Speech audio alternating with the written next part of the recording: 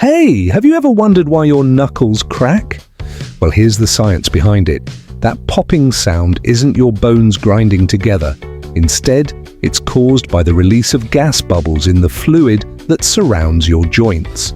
When you stretch or pull your fingers, it creates space in the joint, and gases like nitrogen, oxygen, and carbon dioxide form bubbles that collapse, making that cracking sound. And guess what? Contrary to popular belief, cracking your knuckles doesn't cause arthritis. It's just a quirky, harmless habit that many people have. So crack away, but don't overdo it. If this fun fact made you curious, hit like and subscribe for more cool science insights.